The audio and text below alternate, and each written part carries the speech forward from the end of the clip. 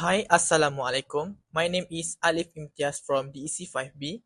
In this video, my teammate Sofia, Nadhirah, Hadzeem, Wazin, and I will be presenting the varieties of English in outer and expanding circle according to the three circle. We will be looking at five countries, which is South Africa, Bangladesh, Yemen, India, and Indonesia. Indonesia and Yemen is from the expanding circle, while India, Bangladesh, and South Africa is from the outer circle. The purpose of our project is to analyze the usage, expansion, and role of English in those countries, to understand the history, development, and current progress of English in their respective country, and to compare and contrast on the lexical features of their English and Standard English. For this project, we have decided to interview five native people from the chosen countries to analyze whether the findings from the interview are aligned or contradicts to our research prior to the interview. Hi and Assalamualaikum. My name is Sofea. So today I'll be presenting about the history, influence and the analysis in terms of lexical features in Bangladesh English. This includes borrowings and code switching. So before we begin, let's get to know my subject. Uh, so my name is Ali Jawad Al Rashid, and I'm 18 years old at the moment. I'm from Bangladesh and currently living in Malaysia. So the reason why I choose him because he has been exposed to English since childhood, giving him a strong foundation in the language. Over the past 2 years, he has actively worked on improving his English skills, making him proficient in both academic and real-life communication. As a first-year architecture student in Malaysia, he used English daily in his studies and social interaction, proving his fluency and adaptability. Living in a multicultural environment, he actively communicates with people from diverse backgrounds, reinforcing his expertise. So moving on to history development and current progress of English in Bangladesh. So, based on my findings, since Bangladesh independence in 1971, the status of the English language has fluctuated, experiencing periods of both rise and decline. However, the evolution of the internet has played a crucial role in spreading English, making it more accessible and widely used across different sectors. Today, English is in high demand at all educational levels in the country, as students and professionals recognize its importance for academic success and global opportunities. This growing emphasis on English reflects its roles as a key tool for communication, career advancements, and international engagement. So let's hear what my interview had to say about this. Well, Bangladesh wasn't exactly an English-focused country, say 50 years before, but ever since independence, the involvement of internet and also, the involvement of British people when they colonized Bangladesh, that has, proved to be a very big influence towards English. In terms of education, yes, private schools, which are English medium, they prefer English to actually culture and develop their students so they can, they can adjust to to the global world, so they can communicate properly and then have their own standings. So now let's move on to the aspect number 2, which is power and influence of English in the country.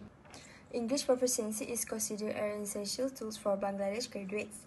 A study found that a lack of English proficiency forced many Bangladeshi migrant workers into menial jobs with low wages. In some cases, workers from neighboring countries earn 3 times more than Bangladesh.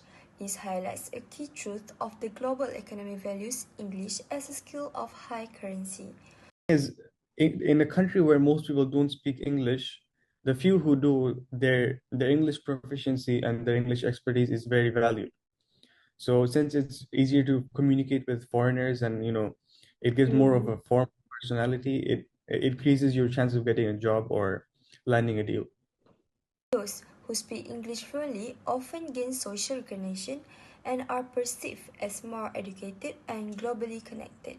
In professional setting, English proficiency plays a crucial role in securing business deals, expanding markets, and driving economic growth. With the world becoming increasingly interconnected, the ability to speak English opens doors to greater opportunities, helping individuals and business thrive in a competitive global landscape. In terms of like jobs and everything, those uh, global MNCs or something like that, the global companies, they do prefer English over, the traditional language. So, they can communicate globally with different countries, maybe in different countries which they have their branch companies on. In Bangladesh, many people mix English words into their Bengali conversation without even realizing it. For example, they might say sorry in English instead of the Bengali equivalents. This happens because English is commonly used in education, media, and daily life, making some English words easier or more familiar than their Bengali counterparts. Over time, these borrowed words become a habit of the way people speak. So, let's review what Ali had to say about this. Hmm. Well, at this point, a lot of Bengali words that even I don't know actually, I've been speaking it as English for a long time. For example, we say chair and table. There is a Bangla word for that, but we don't exactly say that. But in terms of like daily communication, then yeah, English words have been popping out a lot, uh, mainly because of the internet exposure. And when you're exposed to the English world, you start speaking English in a lot of your sentences. If there's a Bangla word, for it. It's just becoming a habit, really. So, based on my findings, nowadays a variety of speaking styles are seen among those young people, which involve mixing of Bangla, English, and Hindi. Switching between Bengali and another language, often English, is a common phenomenon in daily conversations, especially among bilingual speakers. This practice, known as code switching. People often switch language depending on the setting. This goes both with informal and informal conversations. Let's hear what my subject had to say about this. Yeah, younger people, especially those who grew up in cities and in the more posh areas, they actually speak more English than Bangla and even they mix up a lot of English with Bangla because the thing is, like I said, they take it as a trend. In a country where most people do not speak English, speaking English turns out to be something fancy trait. So they like to, they will show that off. Well, in formal situations, like in the very formal ones, I don't think that really happens. It's either English or Bangla. But in casual ones, if you have someone, let's say, with equal proficiency in both English and Bangla, they do happen to speak equally in both. Young people in Bangladesh often use English words instead of Bengali in business, technology, and education because it connects them with global communities. English is widely used around the world, making it easier to communicate, share ideas, and work with people from different countries. So, let's hear what my subject has to say about this. Well, in terms of the benefits of English in these following sectors, English has been proven to be more flexible to deal with the whole global community. So because English is a global language, so proficiency in English language proves to be a really big asset. So, to conclude, Bangladesh embraced the equal usage of English and Bengali, reflecting a balanced respect for tradition and modernity. This approach shows how the country values its rich cultural heritage while simultaneously adapting to global trends. By promoting both language, educational institutions, media, and business, ensure that traditional values are preserved even as modern influence enhance communication and progress. English is seen as a key to global opportunities, opening doors in business, technology, and education. As the words become increasingly interconnected, proficiency in English provides Bangladeshi professionals and students with access to international markets, advanced research, and innovative technologies.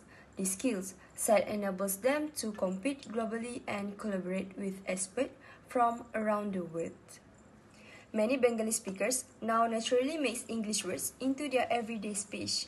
You can hear this word in daily conversation, on TV, and even in formal settings. English terms often provide clear meanings and modern expressions that make communication easier. This mix shows how language evolves naturally as people adapt to modern life. So, that's all for me, and thank you for watching. Hi and Assalamualaikum and greetings to everyone. My name is Hadzeem from DEC 5B. So today I will be presenting an analysis of an interview session I conducted with an individual from South Africa, which is a country from outer circle. So the reason I choose South Africa is because South Africans face a lot of evolution in their language as they originally used African language in daily routine. Now they have to take on the challenge of adapting to new ways of communication by prioritizing English. Now, here we have Mr. Tokozami Gabela, or preferred to be called TK. Mr. TK is a 27 years old South African IT student at Rosebank College in South Africa. So, I think Mr. TK is suitable for this interview because he is a part of Zulu tribe that is born and raised in South Africa. Based on him, South African people talk in 12 official languages including English. Colonization and globalization has made its people switch their primary language to English to get better education. English became standard everywhere in South Africa so that he can earn better education in school. He is the perfect subject for me to study about English in South Africa. Without further ado, let's look at the interview analysis. First, we will take a look at the history and role of English in South Africa. So, according to Mr. TK, English was not actually the first spoken language in South Africa. In fact, it was a language that entered this country due to globalization and also colonization at that time, which brought a great impact to the entire country. At the same time, colonization by the British also caused them to be pressured by forcing them to learn English and use it to communicate, or in other terms, as lingua franca. With English, right? We Yes. are South Africa, which means that obviously we were, colonized back in like the 1800s by the British. So we have a very big English language kind of like impact with South Africa because the British colonized us back then. So then that's like a very big historical part. We carry that. We still actually carry that to like as South Africans, especially us native African people, like, since I'm like Zulu, there's also other kind of tribes like the Xhosa, like Ndebeles. We still also carry that impact of the British colonizing us and forcing us to like, learn English. So then that was a very big thing that happened that made the our parents and our grandparents like wake up and say that this is what this is where everything is right now. This is how the world is going to continue to act. So you might as well just pick up English and start learning English. So then that was like a very big thing that happened. Because of the colonization by British, the government of South Africa has decided to use English in major formal purpose for its country, like for educational and business purpose. English is seen as a really important aspect for the nation. This is everyone around us is trying as hard as they can to make sure that we know English, right? And we know and understand English, right? But then with South African people, especially my kind of people, like Black people and every other tribe of Black people, we tend to have, especially like the previous generation, so our parents and everybody like that, we have a very difficult time to grab that and understand it and run with. However, the settlement of English in South Africa is not used comprehensively, perhaps only at the present time. This is because only the new generation and the young people that are practicing English for their own benefit. But the older generation does not give more importance to English than their native language. So because like for example, like with me it's very easy to speak English, but then with my mother or my grandmother or something, it's very difficult for them because they still have that mentality of like, I'm continuing my tribe and my culture and everything, so I'm not going to prioritize English. Whereas me and everybody else and every generation that's gonna come after me, they're gonna prioritize English because this is where the world is going. So they've made an impact. Furthermore, English language also decide the hierarchy of the person based on how fluent are you speaking in English. This stereotype has become something that is very significant for the people in South Africa nowadays. Based on Mr. TK, even himself have faced this situation before when he is doing an interview for his job. Fortunately, it was easy for him to get hired because of his professional speaking skills. Just basically assume that I'm the smarter one because I went to because my English quality is a little more Yeah. quality, and unfortunately that's a stereotype, right? Because it, that's how unfortunately people, when they hear these things, they think, oh, just because he went to a private school, and listen to how he's speaking, his English is very proper, like we should hire him. You see, like Next, we will look at the main content in this analysis, which is the lexical features in South African English. They have many tribes and live in the same society. To practice a foreign language from their mother tongue, it takes a lot of time to adapt. Because of this, there are various loan words that are borrowed from their original language and then used when they speak English. For example, even though speaking in English, Mr. TK still uses the word udonga, which means wall, instead of using the correct word from standard English. yeah. So when I'm speaking and then I want to reference maybe like a wall to someone, and then I just say like udong and stuff, and then like the person will be like, what are you saying? Because I'm not like understanding what you're saying, and then like I'd be like, oh, I meant the wall or something, you see. So it's kind of like that. In addition, South African English also has many colloquial expressions. This is due to the influence of their native language, which is Zulu. These South African tribes have many specific colloquial expressions when they are speaking.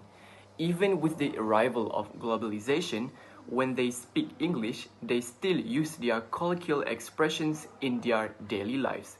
For example, the linguistic expression term, which is haibo, is being used when they are surprised or startled by something. So, the most common equivalent for the term expression is wow.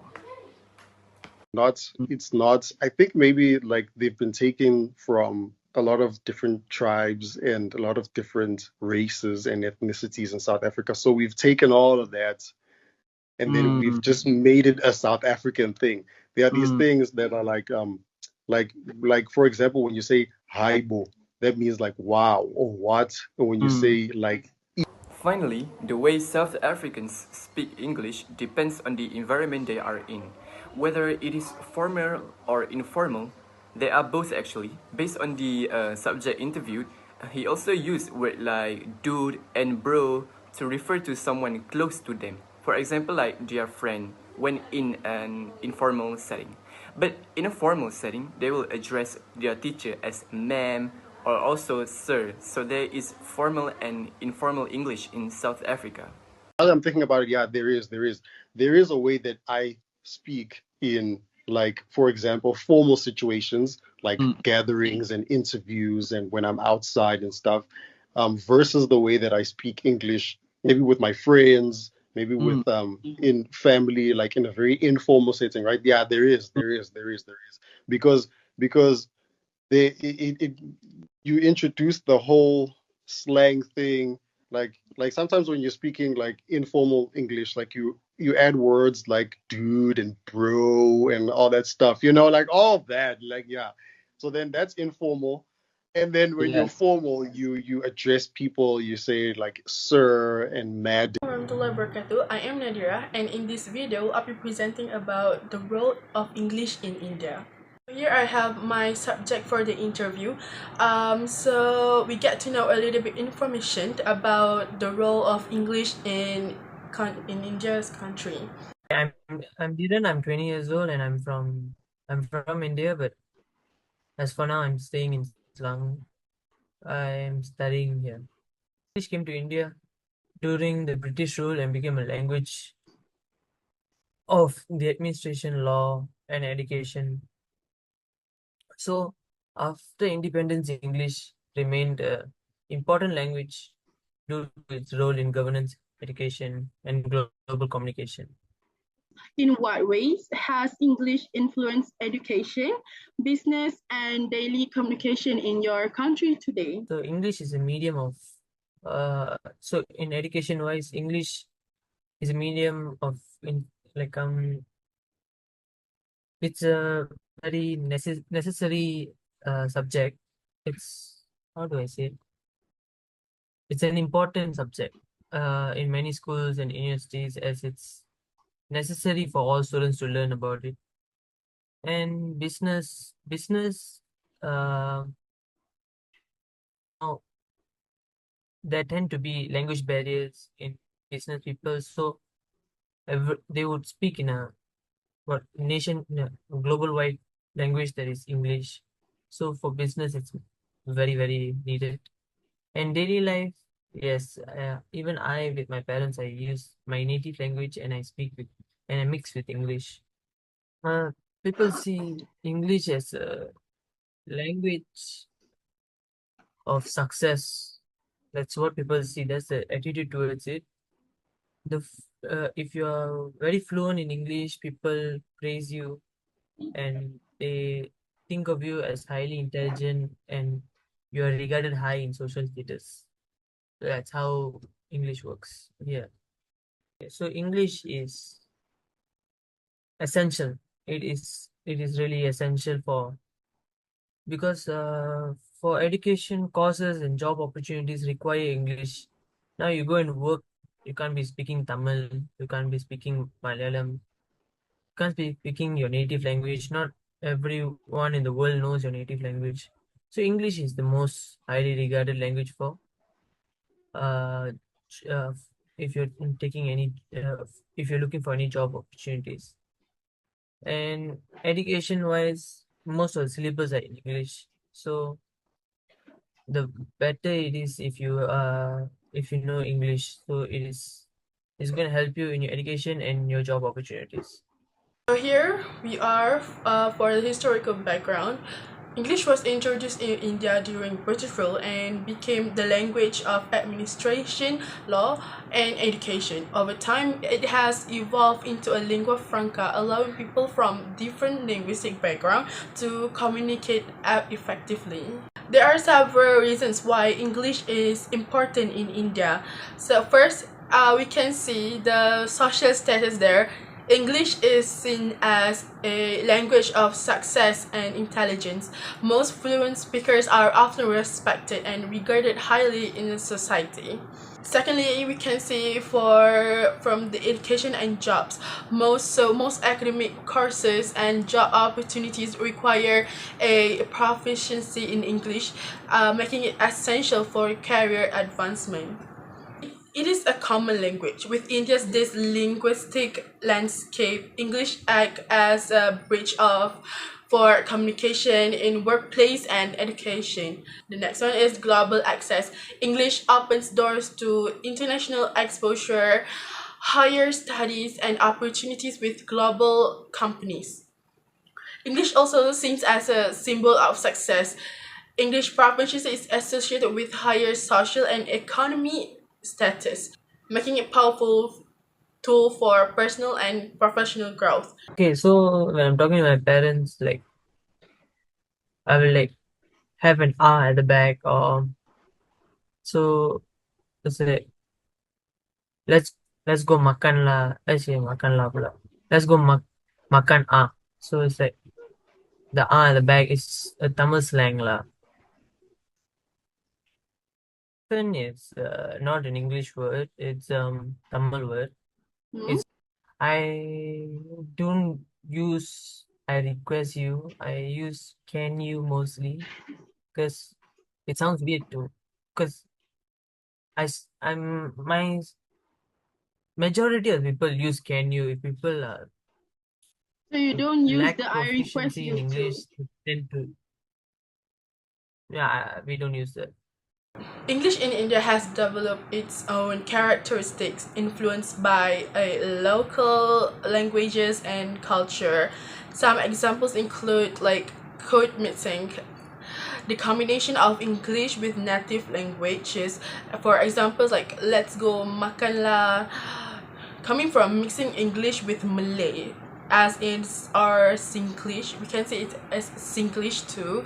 Other than that, Indian English words like tiffin or its lunchbox, according to Duran, originate from British colonial influence.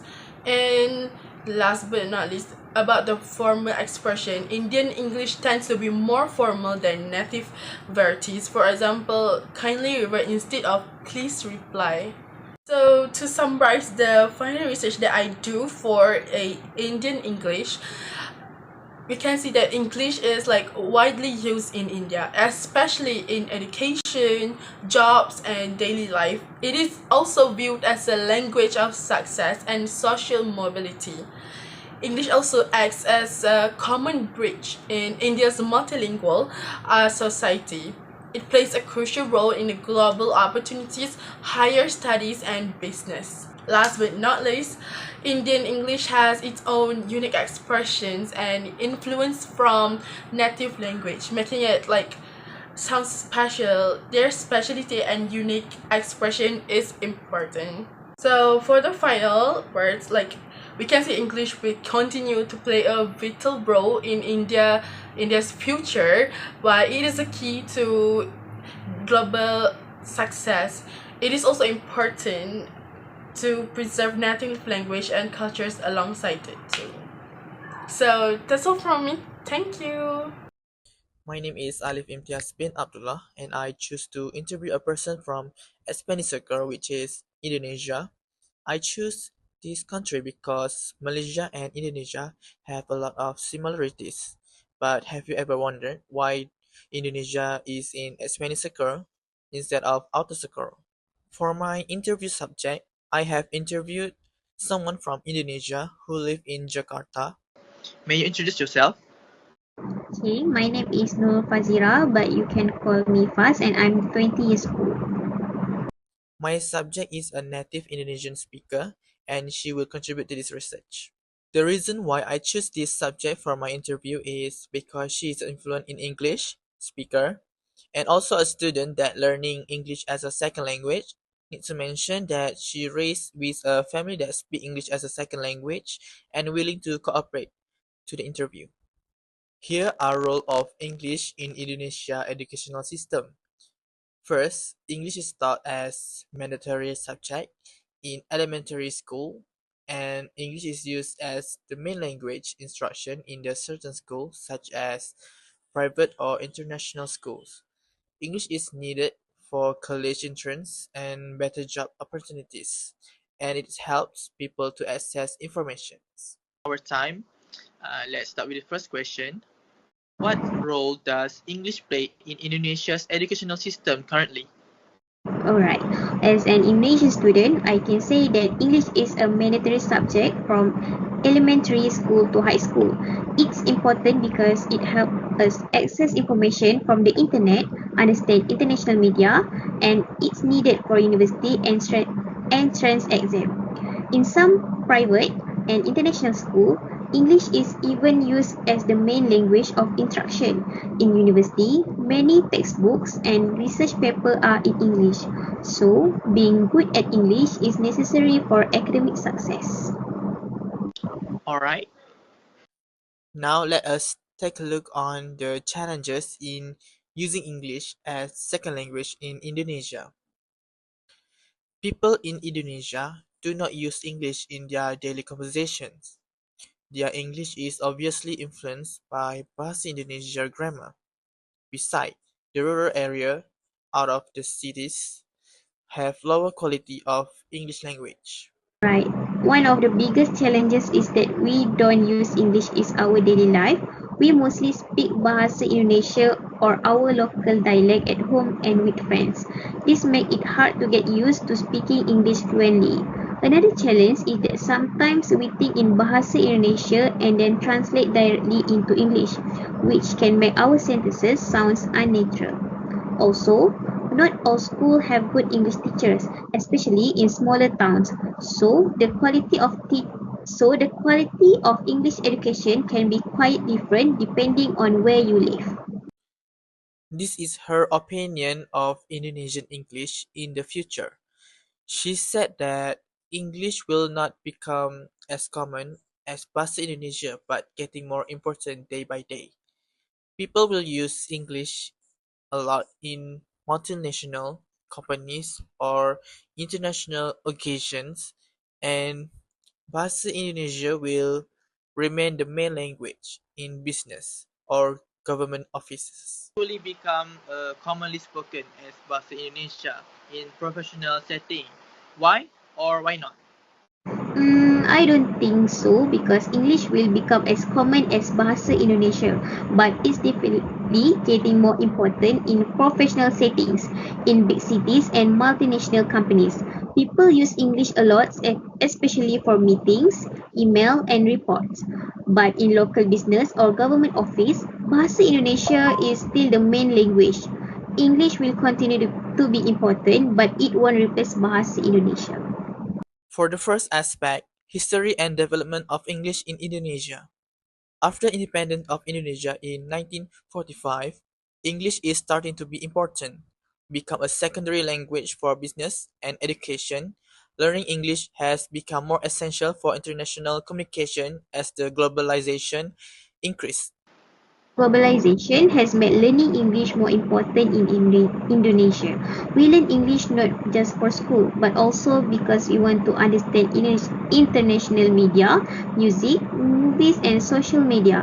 Many people learn English to get better job opportunities, especially in multinational companies. Schools are also changing by using more online resources and international curriculums, especially in big cities. Majority of people in the capital use English language to do business. For the second aspect, which is power and influence of English in Indonesia, English does not necessarily have to be learned and depend on your level of education. Only a small minority of the elderly hesitate to switch to using English.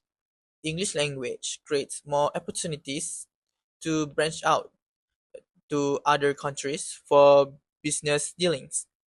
Higher education uses English more while lower education uses Indonesian more.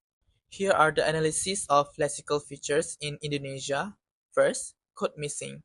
Missing languages is casual or informal setting, especially among young people. Yes, Bahasa Indonesia definitely influenced the way we speak English.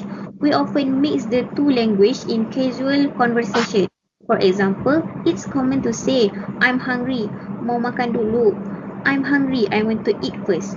We also use some Indonesian word in English sentences like enggak for no or iya for yes. This kind of mixing is especially popular among young people. Next is code switching.